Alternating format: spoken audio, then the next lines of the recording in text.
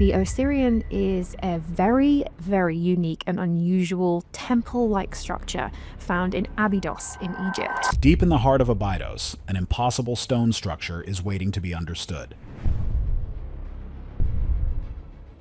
This is the Osirion, and it is completely submerged in groundwater. The blocks used to build it are some of the largest in all of Egypt, weighing up to 100 tons. It sits directly behind the temple of Seti I. This is officially dated to the time of Seti I, which would have been completely roofed over, thousands of tons of stone in this whole construction, and it really is something to behold. Yet it looks nothing like it. To say it was big is not even the half of it. It looks like a building from a lost age of giants. Most folks have no idea that this one site could rewrite the entire history of the human race. Underground megastructure myths. In Abydos, Egypt, buried beneath 50 feet of sand and silt, lies a structure that does not fit. The Osirion is a massive underground temple built from blocks of granite and limestone that dwarf almost anything else in Egypt. Some stones weigh over 100 tons, which is about the same as 16 full-grown African elephants or 50 automobiles. But here is what makes engineers stop and stare. This structure sits directly behind the temple of Seti I, one of the most beautifully decorated temples in Egypt. That temple was built around 1300 before the Common Era. The building style, the way it was made, and the sheer size of it all scream that it should not be from the same time. The temple of Seti I has lots of complex carvings, thin columns, and fancy decorations. It is everything we think of when we look at New Kingdom Egypt. It is clean, pretty, and has a clear goal. The Osirion is made of giant blocks with almost no decoration at all. It has a simple look that is almost scary. There are no carvings on the walls explaining why it was built. There are no notes saying it was for Seti I or any other king. And here is the detail that changes everything. When it was first dug up in 1902, people found it completely underwater. It was filled with mud and buried so deep that no one even knew it was there until modern times. This is not a fairy tale. This is not a myth. This is a real building that historians say belongs to Seti I, even though it looks nothing like his other work. It uses ways of building that appear nowhere else during his time as king. Something is deeply wrong with the history we have been taught in school. Abydos is one of the oldest and most holy spots in Egypt. People thought it was the place where Osiris, the god of the dead, was buried. Because of that, people traveled there for thousands of years. Kings built temples there to show they were connected to the old traditions of Egypt. Seti I ruled from about 1294 to 1279 before the Common Era. He built his temple at Abydos as one of his best works. Wait, there is one big problem with that story. The temple is famous for its list of kings carved into the walls and its very pretty stone art. But right behind this temple is a secret door that leads to the Osirion. The building has a huge hall with giant stone pillars holding up heavy stone beams. The whole thing is built in a big rectangular pit with walls made of giant rocks. The main hall is about 98 feet long and 65 feet wide. It is made from red granite and sandstone blocks. Some of these blocks are over 16 feet long. The work needed to cut these stones, move them, and put them in place is amazing even for ancient Egypt. When people first found the Osirion in 1902, it was filled with water. It sat so deep in the ground that it had been hidden for hundreds or even thousands of years. There was nothing on the surface to show it was there.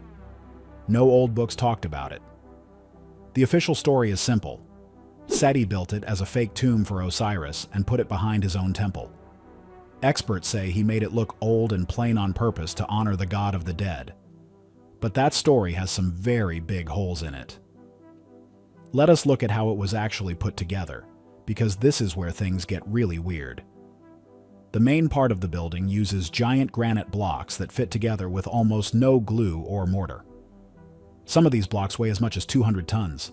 These are not like the limestone blocks in the pyramids. Granite is much harder and harder to cut. The blocks are put together so well that the gaps are tiny. If you look at the temple of Seti, the first right above it, things look different. That building uses smaller limestone blocks and normal building ways. The two buildings are supposed to be from the same time, but they look like they were made by two different groups of people. The style of the Osirion does not look like anything else from its supposed time. Instead, it looks exactly like buildings from the Old Kingdom. Specifically, it looks like the Valley Temple at Giza, which was made around 2500 before the Common Era.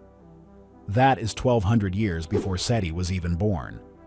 The Valley Temple uses the same giant granite blocks and has the same plain look. The two buildings look like they were made by the same crew. So why would a king like Seti copy a style from 1200 years ago? Why would he use hard building ways that people had stopped using a long time before?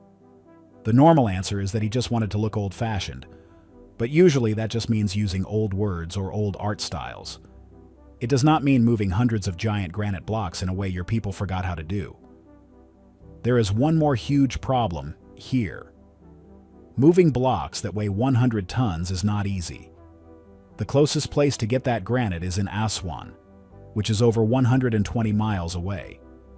We know Egyptians could move big things, but it was very rare and cost a lot of money. Seti was a good king, but his time was not known for moving giant rocks like this. His people liked making pretty art and building tombs in the Valley of the Kings. Suddenly spending all that money and effort on a plain building with no art seems out of character. Plus, the design of the Osirion does not match any other fake tombs from that time. Most fake tombs have art on the walls and religious books to help the dead person. The Osirion has none of that. It is just cold, hard stone. Some wild theories even suggest it was a piece of ancient technology used to pull energy from the ground. If you look at how the water flows, it might have acted like a giant battery. Most folks have no idea that the granite was chosen for its special minerals. These minerals can carry vibration and sound. Maybe this was not a temple at all, but a giant machine for a lost power. Wait until you see how they moved these stones across the desert. Granite engineering giants. Moving giant stones across the sand is one thing, but getting them into a deep pit is another. Most people look right past this part. If you take away all the noise, the real story is about how they handled the weight. In the New Kingdom, builders usually used many small stones to make big walls. But the Osirion uses stones that are simply too big for that era. To say it was big is not even the half of it. We are talking about stones that are 30 feet long and 10 feet thick. If you look a little closer, you find the real story. There are no marks from tools that Seti's workers would have used. Usually, you would see chisel marks or notes from the foreman. But these granite blocks are smooth and perfect. Here is the part that trips everyone up. The granite had to come by boat down the Nile River. A boat carrying a 100-ton block would need to be massive. It would be larger than almost any boat we have records for from that time. And it does not even stop there. Once the stones reached Abydos, they had to be dragged across the sand for miles. Scientists have tried to copy this, and it takes hundreds of men pulling on ropes just to move one stone. Doing this for hundreds of stones to build a plain room makes no sense. If you were a king, you would want your name all over it. Seti put his name on every single thing he built, but on the giant granite pillars of the Osirion, there is nothing, not a single word. Most folks have no idea that the official date for this place is based on just a few small pieces of pottery found nearby. It is not based on the stones themselves. When you look at the real facts, the pottery could have been left there by anyone much later. This brings us right to the next big mystery. The floor of the Osirion is much lower than the water table. This means that as soon as they dug the hole, it would have started filling with water. How did they keep the water out while they were building? They did not have electric pumps or big machines. They would have needed thousands of men working day and night just to bail out the water. Or maybe the water was not there when it was built. If the water table was lower back then, that would mean the building is thousands of years older than we think. Geologists say the water level in Egypt has changed a lot over the last 10,000 years. If the Osirion was built on dry ground, it must be from a time when the desert was much different. But here is where it gets tricky. If the building is that old, who were the people who could move 100-ton stones before the pyramids were even built? Some people think there was a group of builders who lived long before the pharaohs. These people knew how to work with giant stones, and then they disappeared. They left behind a few buildings like the Osirion and the Valley Temple. When the later kings found these ruins, they built their own temples on top of them. That would explain why Seti's temple is right next to it. He found an ancient, holy place and wanted to be part of its power. This is a big point because it means the history of Egypt is much longer than we thought. Instead of a few thousand years, we might be looking at a story that goes back 10,000 years or more. It sounds like a movie, but it is 100% real. The stones are there, and you can touch them. They are made of a material that is almost as hard as diamond. Cutting them with copper saws would be like trying to cut a tree with a plastic knife. Most people look right past this part because it is easier to believe the simple story. But the simple story does not explain the giant blocks. It does not explain the missing art. And it certainly does not explain why the building is sinking into the earth. Some theorists believe the site was a landing spot for heavy spacecraft. The thick granite would be perfect for withstanding high heat and pressure. You honestly could not make this stuff up, but the precision is so high it looks like it was made with lasers. If you look at the corners, they are cut inward, like the stone was once soft as butter. But there is a detail in the stone that makes no sense. Ancient water mastery. The water in the Osirion is not just a leak. It seems to be part of the plan. Believe it or not, it gets even weirder. The building was designed with a central platform that stays dry while a moat of water flows around it. This looks just like the island of creation from the old Egyptian stories. To put it in simple words, the builders wanted to create a map of the beginning of the world. But here is where it gets tricky. Building a stone island inside a deep pit is an engineering nightmare. If the water was always meant to be there, the stones would need to be waterproof. Granite is good for this, but the pressure from the groundwater is very strong. Over thousands of years, that pressure should have knocked the walls down. But they are still standing. Plain and simple. This means the people who built this were masters of the earth. They knew exactly where the water was and how it would move. Most folks have no idea that the water in the Osirion actually rises and falls with the Nile River. Even though it is far away from the river, the water travels through the ground. This shows that the Osirion is connected to the heart of the land.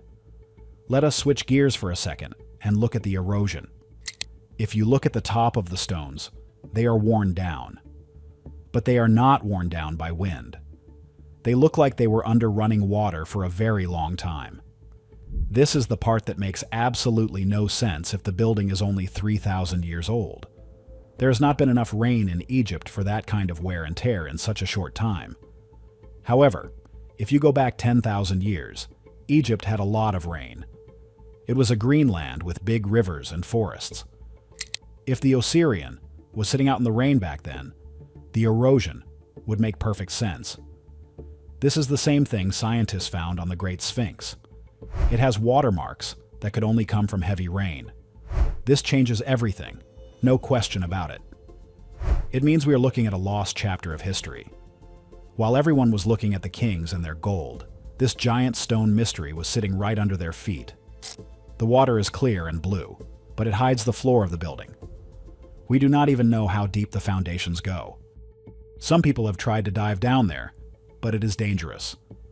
The water is deep and the passages are narrow, but what they have seen is more of the same.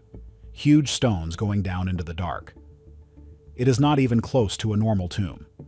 It looks more like a machine or a giant well. If you take away all the noise, the Osirion looks like it was meant to last forever. It was built to survive floods, earthquakes, and the passing of ages. And it has. Seti's temple is falling apart in some places. but the Osirion is still solid. Some folks think the water was used to cool down a heat source deep in the earth. They say the temple was actually a giant steam plant. While that sounds wild, the way the chambers are shaped would actually work for moving steam. The part that nobody talks about is why the later Egyptians did not use this style. If it was so good and so strong, why did they stop? Usually, when people find a good way to build, they keep doing it.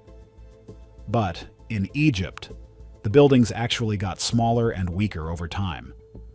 The biggest and toughest buildings are the oldest ones. This is the opposite of how things usually work. Usually, we get better at things over time. But here, it looks like they started at the top and then forgot how they did it.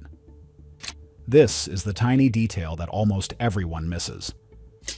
The people who built the Osirion had a secret knowledge that was lost. This water has a secret that changes the whole story. Time travel architecture. The idea that a building can be out of its own time sounds crazy. But in Egypt, it happens more than you think. Let us look at what is actually happening. When you stand in the Osirion, you feel like you are in a different world. The scale of the stones makes you feel tiny. Most folks look right past this part, but the architecture is a match for the oldest temples in the world. It matches the Valley Temple at Giza, and even some sites in Peru. These sites all use the same giant stone blocks and the same perfect joints. It is like there was a global group of builders who all worked the same way. Here is the short version of the story. Seti I found the Osirion. It was already there, buried in the sand. He dug it out because he knew it was a holy place. He built his own temple next to it so people would think he was just as great as the original builders. This was a common thing for kings to do. They would find old statues and carve their own names on them. But Seti could not carve his name on these giant granite blocks because they were too hard. Instead, he just built a hallway to connect the two places. If you look at that hallway, the stones are small and the work is not as good. It is like a cheap add onto an expensive house. Most folks have no idea that this is the real reason the Osirion has no carvings. Seti did not build it, so he did not have time to decorate it. Or maybe he was afraid to touch it. This brings us right to the next big mystery. If Seti did not build it, then who did? If it is as old as the Valley Temple, it was built by the people of the Old Kingdom. But even they did not leave many records of how they did it. We have millions of words written by ancient Egyptians, but almost none of them explain how to move a 100-ton stone. They talk about farming, taxes, and wars. They talk about the gods and the stars, but they stay silent about the engineering. It is like the knowledge was a big secret. Only a few people knew how to do it, and they did not write it down. When they died, the secret died with them. This is the part that makes absolutely no sense. How do you lose the ability to build the greatest things on Earth? It changed everything. No question about it. Today, we have giant cranes and diamond saws. We can move these stones, but it is still a very hard job for us. Doing it with ropes and copper tools is almost impossible. To say it was hard is not even the half of it. It was a task that would take generations of perfect work. Some wild stories say that sound was used to make the stones light. They claim the builders would sing or blow horns to lift the granite into the air. If the Osirion is from a time before the kings, then we have to rethink where we came from. We might not be the most advanced people to ever live on this planet. There might have been others who knew things about stone and gravity that we are only just starting to guess. Most folks have no idea that some of the stones in the Osirion have strange marks on them. These marks do not look like they were made by hand. They look like they were made by a machine. But there were no machines in ancient Egypt. At least, that is what we are told. But the stones do not lie. They show us what happened, even if we do not like the answer. The history books are missing one very big piece of the puzzle. One theory says the Osirion was a stargate. It was built with crystal in the granite to vibrate with the stars. People think you could step onto the island and vanish into another world. It sounds like something from a movie, but the way the granite is laid out is very similar to how we build computer chips today. If you look a little closer, the whole building looks like a giant circuit board made of rock. The stones are waiting for us to wake up. Silent stone witness. As we stand at the edge of the pit looking down at the Osirion, we have to ask the big question. Why are we so afraid to change the date? The evidence is right there. Most people look right past this part because it is scary to think that we do not know our own history. But the stones of the Osirion are a silent witness to a time we have forgotten. They tell a story of a great people who could move mountains. They tell a story of a world that was much different than the one we see today. If you take away all the noise, it is about this. We are looking at a ghost of a civilization. They left us these giant buildings as a way to say we were here. They wanted us to know that they were capable of impossible things. But here is where it gets tricky. We are so busy trying to fit them into our little boxes that we miss the big picture. The Osirion is not just a tomb or a temple. It is a message. It is a challenge to everything we think we know. When you look at the real facts, the timeline of Seti I just does not hold up. The erosion, the engineering, and the style all point to a much older age. This is the part that makes absolutely no sense to the experts. They want things to be neat and tidy. But history is messy. It is full of lost secrets and forgotten heroes. Most folks have no idea that the Osirion is still giving up secrets today. New scans of the ground show that there might be more rooms even deeper down. There could be a whole city buried under the sand of Abydos. Imagine what we could find if we just kept digging. We might find the tools they used or the books they wrote. We might finally understand how they moved those 100-ton stones. But for now, we just have the mystery. The Osirion sits in its pool of water, quiet and strong.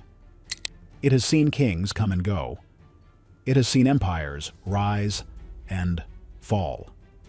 It does not care what we call it or when we think it was built. It just exists, plain and simple. It is a reminder that there is still so much to learn about our world. We are like children playing in the ruins of a giant's house. We find a shiny toy and think we understand the whole building. But the Osirion is much bigger than any toy.